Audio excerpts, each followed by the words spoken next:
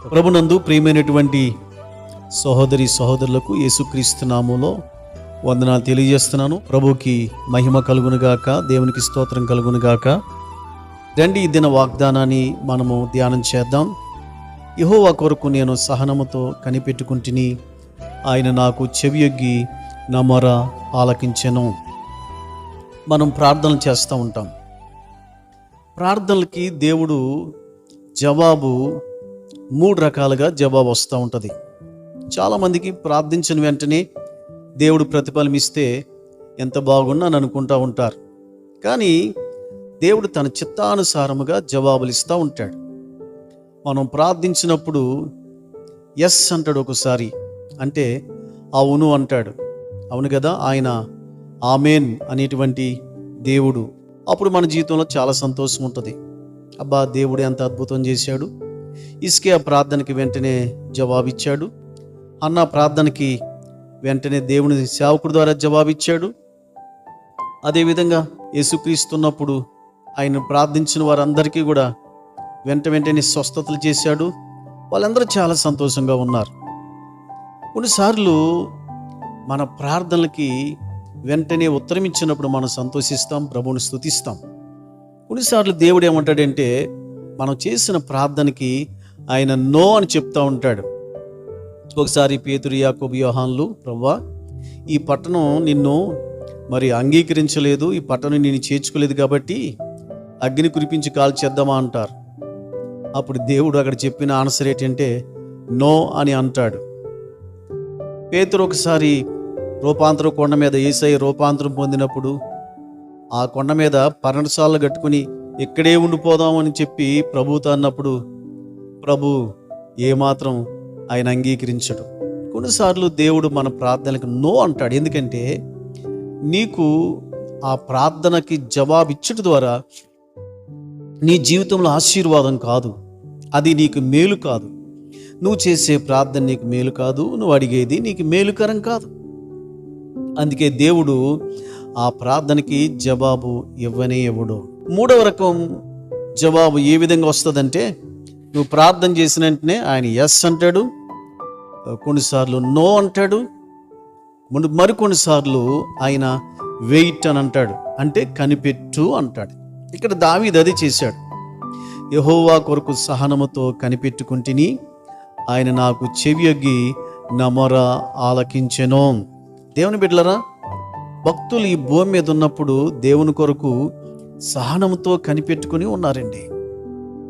యోబు కూడా ఆయన చాలా సంవత్సరములు దేవుడు తను స్వస్థపరుస్తాడని, తనకి కృప ఇస్తాడని చెప్పి చాలా సంవత్సరాలు యోబు కనిపెట్టుకుని ఉన్నాడు.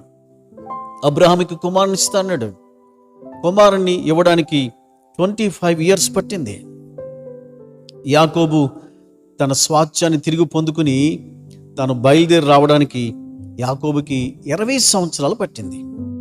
అంటే వారి జీవితంలో వారు ప్రార్థనలు విని వారికి ఇచ్చిన వాగ్దానములు నెరవేర్చి వారి జీవితాల్లో దేవుడు చెప్పిన వాటిని నెరవేర్చడానికి కొద్దిగా సమయం దేవుడు తీసుకున్నట్లుగా మనం చూస్తూ ఉన్నాం.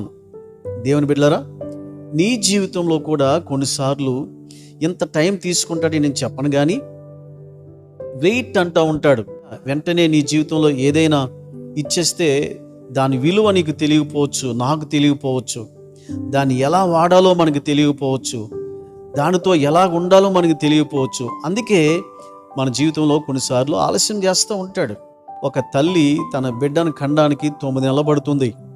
9 నెలలు కూడా తన కడుపులోనే ఉంటాడు బిడ్డ, కానీ తను చూడలేదు, తన చేతుల్లోకి రాడు. కానీ 9 months కనిపెడుతుంది. 9 నెలలు అయిన తర్వాత, పుట్టిన తర్వాత అప్పుడు సంతోషించి ప్రభుని స్తుతిస్తూ ఉంటుంది. అదేవిధంగా మరి కోడి పిల్లలను పెట్టడానికి 21 days వెయిట్ చేస్తూ ఉంటుంది. ఆ గుడ్లను పొదగడానికి 21 days వెయిట్ చేస్తూ ఉంటుంది. అదేవిధంగా ఏనుగు 640 రోజులు తన బిడ్డను కనడానికి కనిపెట్టుకుంటూ ఉంటుంది. దేవుని బిడ్డ, నువ్వు విత్తనం భూమిలో వేస్తే ఆ విత్తనం తిరిగి మొలిచి మొక్కై ఫలించడానికి కొద్దిగా సమయం పడుతుంది. అదేవిధంగా దేవుడు కూడా కొద్దిగా సమయాన్ని మరి వాగ్దానాలు నెరవేర్చడానికి ఆయన తీసుకుంటాడు. ఖచ్చితంగా మనము ఆ వాగ్దాన ఫలాన్ని పొందడానికి కావలసినటువంటి యోగ్యతను, అర్హతను మొట్టమొదట మనకిచ్చి, ఆ తర్వాత వాగ్దాన ఫలాన్ని, ప్రార్థనకు జవాబును దేవుడు మనకి ఇస్తూ ఉంటాడు. ఆలస్యమైనప్పుడు మనం చేసే పని ఏంటంటే, ఆలస్యమైనప్పుడు మనము ఇంక జరగదేమో అని అనుకుంటూ ఉంటాం. చూడండి, హబక్కూకు గ్రంథములో 2వ అధ్యాయం 3వ వచనంలో ఈ విధంగా రాయబడింది: అది తప్పక నెరవేరును, అది ఆలస్యముగా వచ్చినను దాని కొరకు కనిపెట్టుము, అది తప్పక జరుగును, జాగు చేయక వచ్చును. ఏమన్నప్పుడు నీ జీవితంలో ఏదైనా ప్రార్థనకు జవాబు ఆలస్యం అవుతుందా? నిరుత్సాహపడిపోయి కృంగిపోతున్నావా? దయచేసి ఇక్కడ అంటున్నాడు కదా, అది తప్పక నెరవేరును, అది ఆలస్యముగా వచ్చినను దాని కొరకు కనిపెట్టుకొనుము, అది ఒక నిర్ణయ కాలమున జరుగును. 3వ వచనం రాయబడింది, ఆ దర్శన విషయము నిర్ణయ కాలమున జరుగును, అపాయింటెడ్ టైం. అనగా అన్నిటికీ కుదురుబాటు కాలములు వచ్చునని మీరు ఎరుగరా అని అంటాడు అపోస్తల కార్యములో పేతురు. అంటే దానికి అర్థం ఏంటి? దేవునికి ఒక క్యాలెండర్ ఉంది. ఆ క్యాలెండర్ ప్రకారంగా దేవుడు సమస్తాన్ని కూడా చేస్తూ ఉంటాడు. కాబట్టి దేవుడు ఆలస్యం చేశాడని చెప్పి నిరుత్సాహపడిపోతూ కృంగిపోతూ నీ జీవితంలో జీవించకుండా నిరుత్సాహాన్ని విడిచిపెట్టి నిరీక్షణతో ఏం చేయాలంటే సంతోషిస్తూ ప్రార్థన యందు పట్టుదల కలిగి ఉండాలి. దేవుడు వెయిట్ చేయమన్నప్పుడు ఏం చేయాలంటే, ఆలస్యమైంది ఇంకా దొరకలేదని చెప్పి అనుమానించక, కృంగిపోక, నిరీక్షణతో సంతోషించాలి, పట్టుదలతో ప్రార్థన చేయాలి. అదే రోమా 12:12లో అపోస్తలుడైన పౌలు చెప్తున్నాడు, నిరీక్షణ గల వారి సంతోషించండి, ప్రార్థన యందు పట్టుదల కలిగి ఉండండి, శ్రమ యందు ఓర్చుకోండి. నీ శ్రమను దేవుడు విడిపించడానికి కొద్దిగా టైం తీసుకుంటాడు. నీ శ్రమను దేవుడు పోగొట్టడానికి కొద్దిగా టైం తీసుకుంటాడు. ప్రభా, శ్రమను తీసే ప్రభా, కష్టాన్ని తీసే ప్రభా అని అంటున్నావు నువ్వు, దానికి కొద్దిగా టైం తీసుకుంటాడు. అంతవరకు నిరీక్షణ కలిగి సంతోషించాలి తప్ప నిరుత్సాహంతో కృంగిపోయి నీ జీవితంలో నష్టపోకూడదు. దేవుని బిడ్డలారా, దేవుడు మనకి జవాబులు ఏ విధంగా ఇస్తాడో అనడానికి ఒక చిన్న కథ ఉంది. దాన్ని మీకు చెప్పాలని ఆశపడుతున్నాను. ఒకసారి పరలోక రాజ్యములో దేవదూతలందరూ కూడా కొన్ని గిఫ్ట్స్ అన్ని కూడా ప్యాకింగ్ చేస్తూ వాటిని సెల్ఫుల్లో పెడతా ఉన్నారట. ఈ లోపల పేతురు పరలోక రాజ్యానికి వెళ్ళాడు. వెళ్ళిన తర్వాత అక్కడ దేవదూతని అడుగుతూ ఉన్నాడు, మీరు ఇక్కడ గిఫ్ట్స్ అన్ని కూడా ప్యాకింగ్ చేసి సెల్ఫ్లో పెడుతున్నారు, అసలు ఏంటి మీ పని అని అడిగినప్పుడు ఆ దేవదూత అందంట, భూమి మీద భక్తులందరూ ప్రార్థనలు చేస్తూ ఉన్నారు, ఆ ప్రార్థనలన్నీ దేవుడు వింటున్నాడు, విని మాకు చెప్పి, ఇదిగో నా భక్తుడు ఈ ప్రార్థన అడిగాడు, ఇది అడిగాడు కాబట్టి ఆ బహుమానాన్ని మీరు సిద్ధము చేయండి, ప్యాకింగ్ చేయండి అని చెప్తున్నాడు మా ప్రభువు మాకు.